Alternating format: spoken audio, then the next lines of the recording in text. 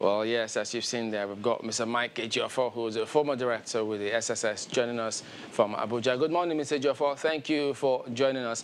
Well, many have been inundated either on social media or the mainstream media with images of crowd where little or no reference, no remembrance at all to the concept of social distancing for those who had to go to the banks, who had to use the ATMs with those banks, and different other scenarios. Well, about this matter, many, of course, there's always the PTF, COVID-19. They've also talked about what their thinking is, how they intend to handle this moving forward. So do I get a sense that you're going to tell us that you saw this coming? Of course. Jambalin, thank you for having me. You recall that about 3-4 days ago at News at 10, I said that this thing was going to be chaotic, and that's what it turned out to be. It's not unexpected. People we have kept in their homes for upward of 5 weeks.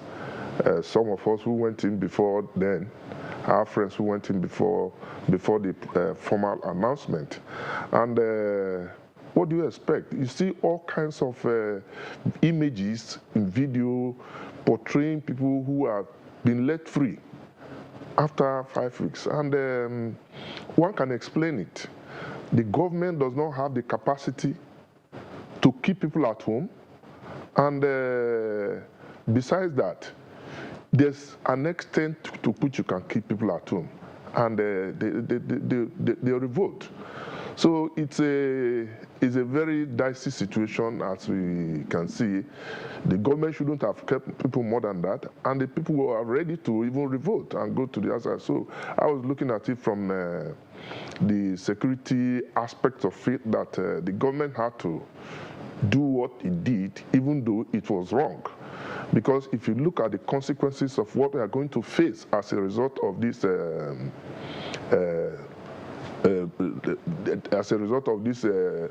relaxing of the lockdown, it's the consequences are going to be very, very high.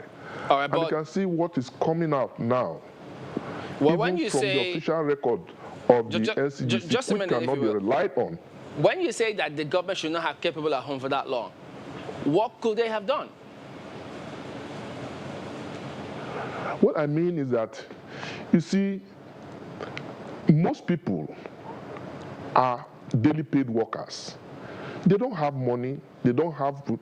Most of the palliatives are coming from different individuals. And you don't seem to see the government impact on what is happening, or how to ameliorate the situation. So it's the point I'm making is that there's no way you would have kept the people at home, and you can also release them. So what are we looking at? We should be looking at solutions, how we are going to solve this problem, because we are in a war situation. This is a war situation. If I might borrow a word from one of my friends, Naji, who is one of your guests too, that when you are at war, you are asked or advised not to run. But when you see a way of escaping, you are not also bound not to escape. So that's the problem we are facing now. That's the problem we are having. It's a very big challenge. We are in a war situation. Like I said before you came in, the records we are having from NCDC cannot be relied on. More people are dying. You agree with me that we don't have records? Yeah, but what do you mean that those NCDC it's a very important thing that you raise. I mean, we need some clarification on that. How do you mean that those cannot be relied on? We don't have records in this country. If I ask you now what's our population, nobody will come out to tell you this is our population. We've not done census for over how many years? And people will tell you, we're about 200 million, we're about 200 million. How do you justify it without data? And it becomes also very difficult for government to plan in terms of palliatives. If you look at other countries that have been giving palliatives, they call you on phone, go to your house, drop whatever they have to do. You give money in checks, In the United States, some Nigerians who are there, we've been communicating with them.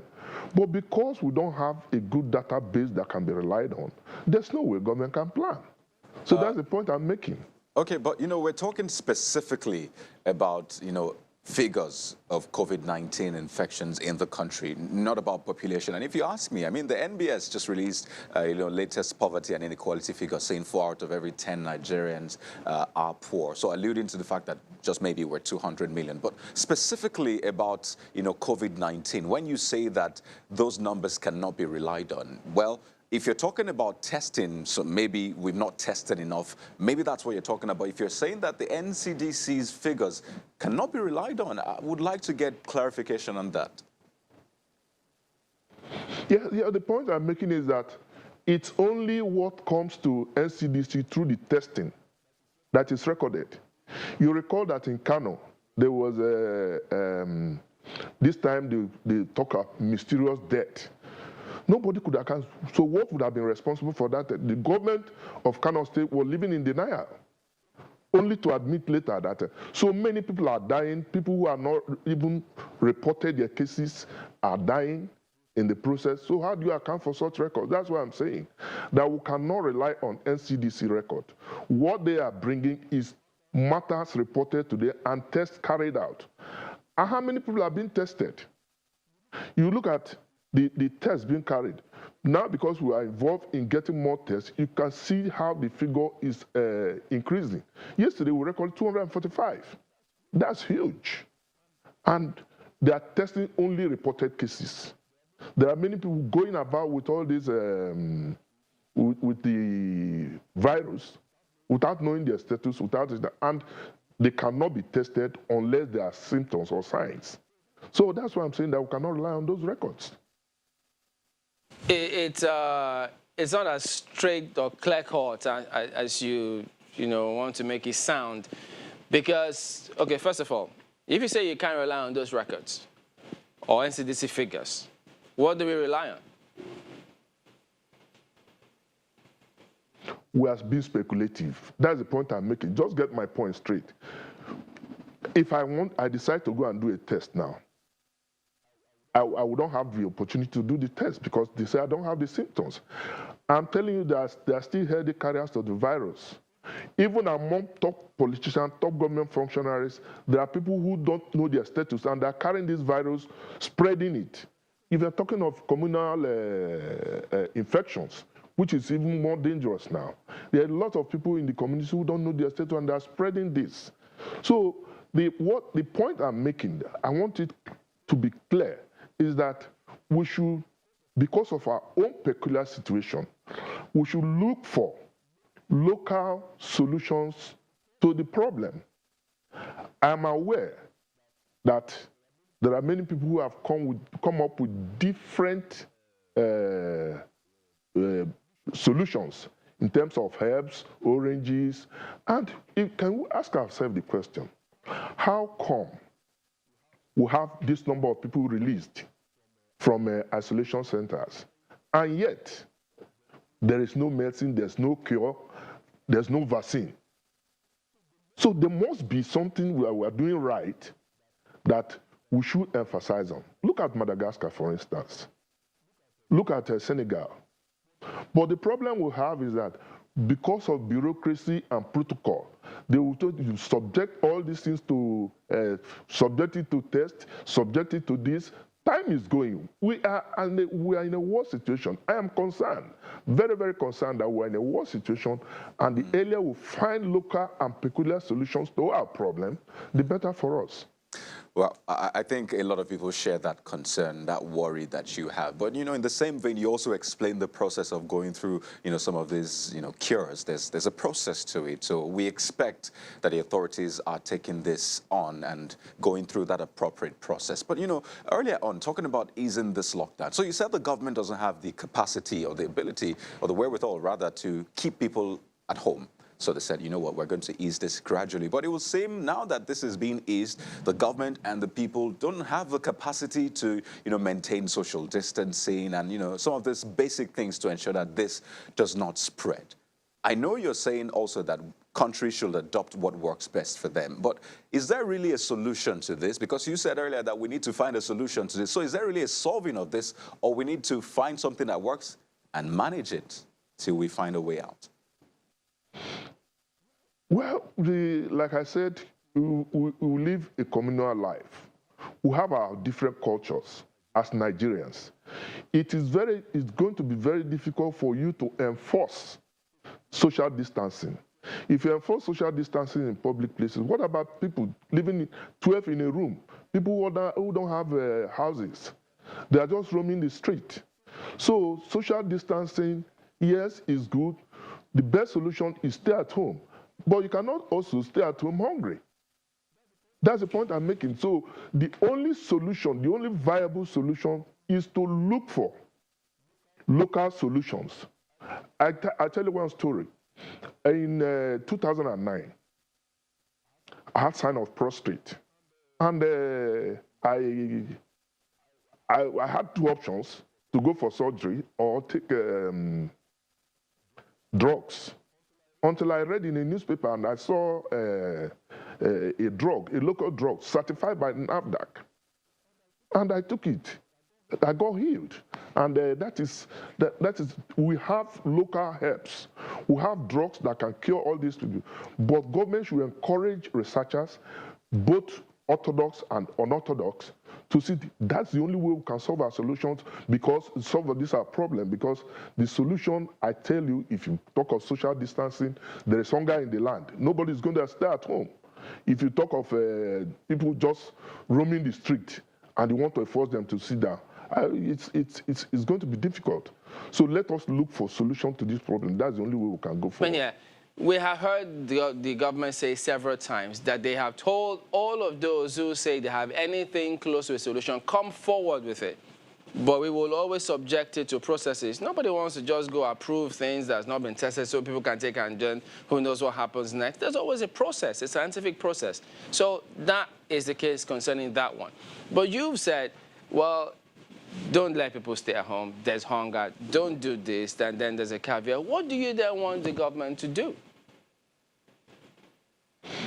Now, I tell you, there's so much bureaucracy.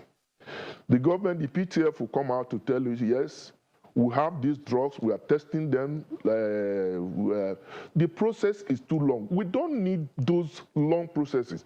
Anyway, in my own alternative suggestion, like I said before, one has to look for the best option to save yourself.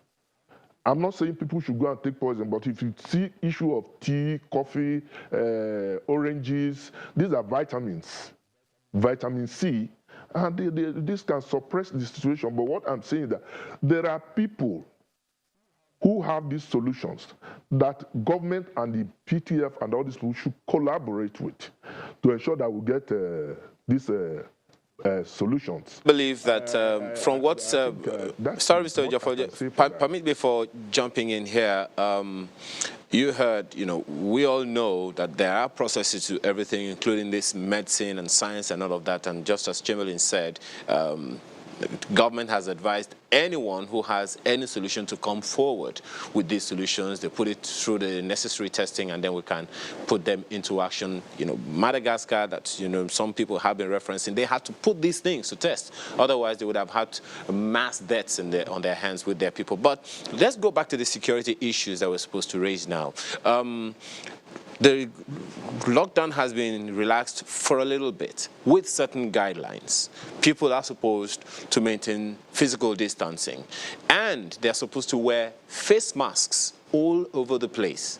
What security concerns do you think these issues, these two guidelines in particular, maintaining social distancing and especially wearing of face masks, what security challenges do you think they throw up, and how should they be addressed by the security agencies? Well, a lot of security challenges have been thrown up. And I can tell you that it's going to be difficult for security agencies to enforce some of these regulations. The ones that can be enforced that are easy to enforce, like taxis. You don't have more than 4 persons in a cab, the driver and possibly 3 other persons in a cab. Then face masks. Yes, those ones you can enforce.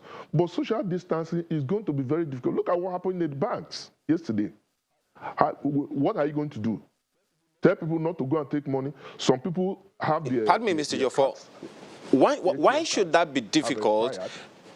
Why should that be difficult if the people themselves are aware of the consequences of not maintaining, physical distancing? You said yourself the other time that government already has a lot of work on its hands. So government has also advised people to take responsibility. So if people were taking responsibility, why should it be difficult for people to maintain physical distancing in public?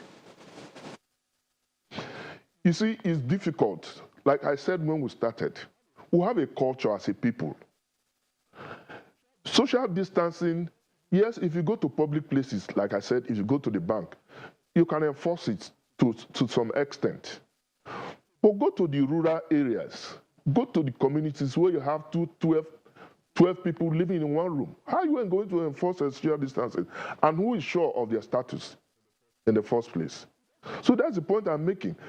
Whether social distancing and all enforcement procedures by government, if we don't get solution to the problem, we are going to have a very serious crisis in our hand. Very serious crisis. Any moment from now, because this partial release of the lockdown, you can see is going to have its own effect.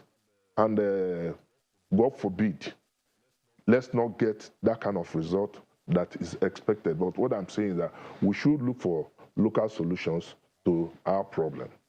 Well, part of the measures that may have helped to ensure people don't congregate in one particular place, I mean, we heard them talk about it yesterday, the banks. I mean, everyone thought that they should have known. If you limit the amount of places people could go withdraw funds, there will always be such gathering. But then, what role do you think security agencies are playing or should have played in this case? I mean, the SSS, aren't they supposed to be there to pass on information to certain people saying, look, this is what may likely happen when you ease this lockdown so we can guard against it? Do you see that happen? Well, the SSS is an intelligence gathering agency. They've seen what has happened.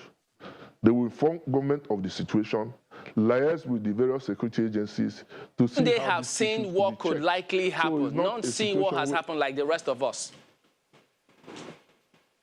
No. Seeing what, like I appreciated what was going to happen. The SSS must have appreciated it too.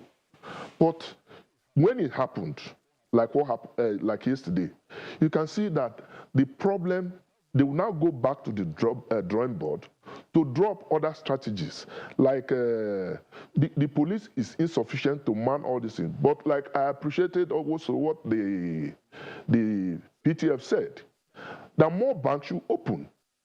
Few banks opened. So these are issues that should be looked into. More banks should open. ATMs should also be loaded at every given time to let people have money. People don't have money, and yet the little you have, you don't have access to it. It becomes a problem. So no matter the amount of security, how many policemen do we have in the first place?